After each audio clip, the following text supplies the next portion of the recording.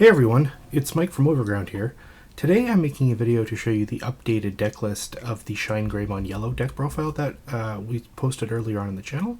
When we recorded that first video, set 3 leaks in Japan hadn't been completely spoiled yet, so we built the deck still based on what we knew at the time, and some cards were actually revealed later on after we posted that video and after we filmed it that we feel actually take the deck to a whole other level. So we've been testing around with some of the new cards, and we're quite pleased with how the new iteration has turned out, so we're going to share that with you guys real quick.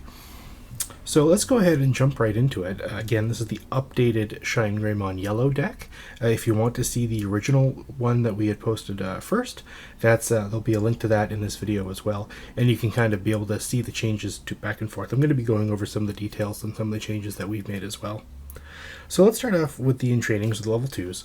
So first of all, we've got 4 Upamon. Oops, that's Nearamon. Well, she'll come later. And 1 Nearamon. So the biggest challenge that we found in the yellow deck was that it lacked a lot of consistency and draw power. With Upamon, that's a good stepping stone to kind of put you in the right direction. You'll also notice that we changed a lot of our rookie lineup to help that as well. And that was what a lot of the comments that we were getting on the original video as well, saying that the deck wasn't built in properly, but we were just saying that how yellow struggles to use sufficient draw engines or sufficient consistency in starter cards to be able to actually roll into your more high impact cards. So the baby that we're choosing to play right now in the highest quantity is Upamon, and that is because if your security is 3 or less, you get to draw 1 whenever the Digimon that has evolved up from it is attacking. And as we've discussed earlier in the prior video, you generally want to play in that 3 or less range, so that way you can get full value out of your Karis. So and especially now with some of the newer additions in the deck, you're going to be lowering your security on your own as well. So you're actually going to have less security pretty much earlier on in the game to make this live all the time. And this will help you dig for your power cards, dig for your ShineGreymons, dig for anything that can help you get out of a bind or deal with your opponent's stuff. And the last baby we play is just the one single Nearamon. And this is just because we just want to round out the Digiegg deck. And it doesn't actually have a terrible inheritable ability. If the Digimon that it evolved from is rested, all your security Digimon gain plus 1,000. As you'll see eventually when we get to the Tamers, we've actually taken out the original starter deck TK that gives all the security Digimon plus 2,000. That's because we found in testing that the way this deck wants to get to its primary win condition, you're wanting to destroy your opponent's Digimon through your minus DP effects, and having higher security Digimon didn't necessarily do you much good because a lot of the Digimon you play have low DP in the first place. So bumping them up by 2,000 at minimum if you have 1 TK more or more if you had multiples didn't really get the same result that we had expected in terms of being able to stop your opponent's Digimon or destroy them when they attack into the security. And we also found that especially when we're going up against like jamming decks, or we've been testing extensively with our own Imperial Digimon Blue deck, that DP didn't even matter when it came to the security. So we just want to change things up a little bit. This Nearamon right now is just a flex spot. We might change it back to a Cupimon that we had originally, or if there's another yellow baby that we've potentially just completely missed, we might go back to that as well. So that's it for the babies. Now you're going to see that the rookie lineup has changed drastically from the last time we built this deck. So the first card we're going to go into is 4 of the new Lotmon. And now what Lotmon does is that when it's played, you look at the top card of your security and you can choose to add that to your hand. If you do, you also get to draw a card. Now, we've replaced the on-played Padmon that would reveal 4 to add every tamer that you reveal into your hand with this Lotmon. And the reason for that is that with the original Padmon, you ran the risk of completely whiffing your search and not getting any value out of the effect whatsoever. There were times where it was great, you could get 1 tamer, you could get 2 tamer, you could get 3 tamers, maybe you can even get 4. But there were a lot of circumstances where you would get none, and then you would just kind of waste 3 energy to get no further ahead in the game. Whereas with this Lotmon, it does 2 things. A lot of cards... This deck doesn't necessarily have a lot of search power per se, but you do a lot of searching, quote unquote, through your security pile with your set 1 TK. And now with Lotmon, that's kind of another way to interact with your security, and also lets you fetch cards that you otherwise wouldn't have been able to search into the deck. So you can look at the top card of your security, and depending on what it is, depending on where you are in your combo sequence, where you are in the game state, that card may potentially help you in the long run. So you can add that to your hand, and then as a bonus, you also get to draw a card, which will not only increase your hand size, increase your options, but also dig you deeper into your deck to get bigger and better cards. So this Lotmon is kind of a great addition for yellow in general, as well as the ShineGreymon strategy. So we think it's a great addition, and we've went ahead and added that to the deck. The next rookie is we're still playing 4 of the Padmon. This is the starter deck Padmon. This is the one with the inheritable skill where if a Digimon is destroyed by having its DP reduced to 0, you get +1 memory. This is always going to be good. It's not really going to change. In terms of adding more draw power, we've also added 3 Labramon, and this is going to round out our rookie lineup. It also increases our rookies up from, I believe it was 10 last time, so now we're up to 11. So just a little bit of a higher chance to start your turn with a rookie as well. And what this Labramon does is that if, similar to Padmon, if a Digimon's DP is reduced by 0, reduced to 0 rather, you trigger, and in this one is going to be you get to draw 1. So similar to the Padmon, since this deck's win condition is all about dropping the DP to 0, having this as a rookie in your Digivolution source helps you kind of maintain advantage and gives you bonuses for running through the major strategy that you're already going to be doing on a regular basis. So that's it for the rookies. Our champion lineup has also changed, and I'm going to go over a little bit about that as well. So the first big champion that we've added is 3 Unimod. Now we've cut the Ankylomon, the security Ankylomon, out completely.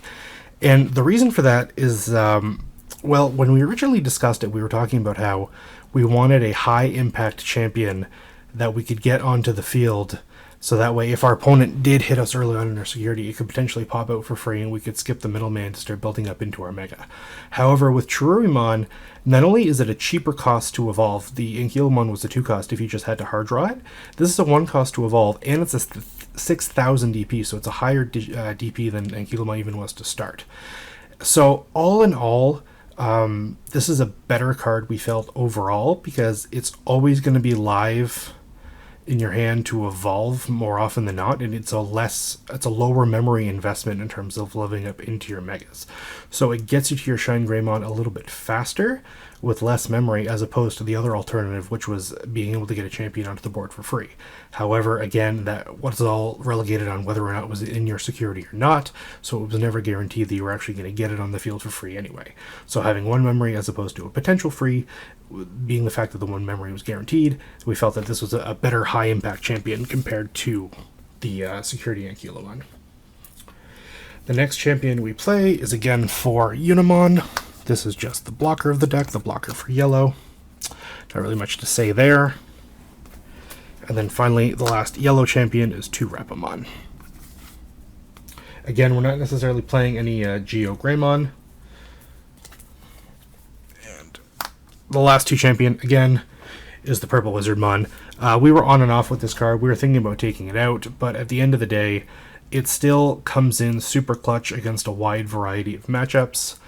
And I've talked about it at length in the last video, so I'm not going to go over a lot of it now. But Wizardmon's a very good card, a very solid card that helps you break your opponent's board while also keeping up with that draw and maintain momentum and tempo in the game, because it helps you dig deeper into your deck as well. So now we're going to go into our ultimates. Now our ultimate lineup has changed slightly. We are still rocking the 4 ShineGreymon. This helps you turbo out your Tamers into play, and also it lets you get the additional bonus if you have 3 more Tamers, get security attack +1. You'll notice a lot of Digimon in this deck don't necessarily have a lot of inheritable effects either. We wanted a lot of Digimon that could kind of stand all alone, kind of as they are, as opposed to giving themselves a benefit to step up into as you digivolve up. So every single Digimon level up to this point we feel has some sort of substance to the deck as well, that doesn't necessarily need an additional inheritable to warrant being added into the strategy. So now we've changed the Ultimate lineup. Originally, we were playing 2 of the set 3 Anjumon and 2 of the set 1 Magna Anjumon. Now we've actually switched to the starter deck Anjumon, and that is because the addition of Lotmon. So with the addition of Lotmon, you're potentially running through your not necessarily running through, but depleting your security a lot faster. So that's going to put you into that 3 security or less range. And what this does now is that with Anjumon, and because you play 4 copies of it, you're always likely to have an ultimate to step on into off of your champion. That will always give you that recovery, because you should always have that 3 or less security in your stack. So what this does now is that this Anjumon will allow you to stay in the game and last a little while longer while you continue to control the board and deal with your opponent's threats. So that's that for the ultimates, just 8 total, as they were last time as well, but now it's a much more cleaner, lean cut. And for the megas, we're still playing 2 Seraphimon. Similar to Anjumon, this card lets you stay alive, it lets you recover 1, and if you can get to your security to being 3 or more, which you should be always hovering around that 3 or so mark, you're always going to get security attack +1 with that Seraphimon as well. And then finally, the last megas are the heart and soul of the deck, the ShineGreymon. Again, we've already kind of discussed this at length. I'm not going to really go over it again in terms of what he does or what he's capable of, but he is the main star of the deck. He is what you're aiming to build up into. That's what all this draw power and search power is for, so we can get into our ShineGreymons as quickly and as efficiently as possible. The big major change with the Mega lineup now is that we've removed the 1 copy of Slash Anjumon. Now, I understand that that seems kind of counterintuitive, because the whole reason that you'd want to add in more draw power is that so you can see your 1-ofs a lot faster. We just found that the 1 Slash Anjumon, although did help with the overall strategy of the deck, it was very weak in terms of DP and was always destroyed usually when you're going in against your opponent's security. So even though you could potentially, you could play it, you could minus 8,000, which could potentially deal with one of your opponent's Digimon, it itself never lasted, so you kind of wasted a whole stack all the way up just for it to disappear in an instant. Whereas the ShineGreymon, with its effect to gain 1,000 for every tamer on the field, always generally stuck when you declared an attack with it, and we felt that the Slash Anjumon just wasn't cutting it in terms of what we wanted for power level. So now we're going to move on to the options. Originally we played 2 Glorious Burst and 2 Eden's Javelin. This time we're playing 3 Eden's Javelin and 2 Glorious Burst. The reason for this as well is that, again, it goes back to that, since we're trying to build this deck to be as consistent as possible and to draw more, now we can potentially see Eden's Javelin in our hand faster, but we can also potentially see Eden's Javelin in our security more often as well, because we play more copies. And because Glorious Burst doesn't do anything in the security, it's good to have high impact options in your security stack to trigger. And the way that we play this deck kind of now is that originally with ShineGreymon, you built it in a way so that way you could deal with bigger threats the longer the game went on. In this version of the deck, we kind of want to deal with your opponent's weenies ASAP, so they don't even get a chance to see anything past a level 5 or a level, an ultimate really. So with Eden's Javelin, because it minuses 1,000 for every card in your hand, usually you're only going to be taking like 6,000-7,000 off at a time. So you could generally hit a champion or an ultimate with that every single time, and you can actually eliminate that threat before they get a chance to digivolve further up into it. And then Glorious Burst is your backup for when you're dealing with high evolution megas and ultras, level 6s and 7s, because it'll minus 12,000 from that enemy as well. So that is it for the options. And finally, we're going to go down to our Tamers. Again, as we mentioned very briefly, we've cut the Tamer count. So now we've got 4 of the set 1 TK and 4 of the Kari. I'll just rearrange these here. So yeah, originally we had 9 Tamers, now we have 8. The original lineup was 3 of this TK, 3 of the starter deck TK, and 3 Kari. Now we've bumped these 2 Tamers specifically up to 4. And we found that the consistency that these Tamers bring is far better, and they honestly have more synergy with the deck than the other TK did anywhere. Like, it was not even close. So, again, we've kind of discussed these Tamers a little bit at length in the last video. I'll just do a quick summary over these ones as well. So with the set 1 TK, it lets you fish through your security. You could add a yellow card that you find to your hand, and then you get to recover one. So far, again, this is the only card that really lets you interact with your security, other than the Lotmon now. And it's another kind of added layer of consistency because it lets you modify an RNG component and take control of it. So now you don't have to worry about what's potentially hiding in your security stack. You can fully control and fully decide what you want to take out of there, and then obviously you're going to recover one, which is going to be an unknown, but you have kind of full control of what's sitting in there. And that way, when you're on the receiving end of attacks, it gives you kind of better insight in terms of what you want to block and what you don't want to block, because you know what's hiding, and you know that even though you have to shuffle your security stack, you can say, okay, I know that I have a Tamer in there, for example. So there's a 1 in 3 shot, for example, of them hitting my Tamer. If I get another Tamer in play, I can play the ShineGreymon next turn and actually deal more damage to my opponent. So it's in my best interest to take this attack, potentially hit the Tamer, and be good to go. So that's kind of what this TK is really good for. It adds a level of consistency in terms of it gets a card to your hand right away for free. Well, not for free, you have to pay the memory cost. But it also allows you to kind of manipulate the game in your advantage to know exactly what your opponent could be dealing with. And the Kari, we've discussed at length as well. She gives you +1 memory at the start of your turn based on if you have 3 or less security. You combine this with the TK that's right above her, because he makes sure that you start your turn with 3, and then you run the risk of, if you have all 4 in play, you can start your turn with 7 memory, for example. Obviously, the odds of having all 4 of her in play are very low, but you can potentially start the turn with, 4, 5, maybe even 6 memory, and that's great in a deck like this that wants to work up into a mega, so you have a very high memory investment cost that you need to go up until to drop that ShineGreymon. So these Tamers alone are kind of the best high impact, best additions or best components in the deck that deal with the overall strategy and deal with getting to your win condition a little bit faster and a bit more consistently.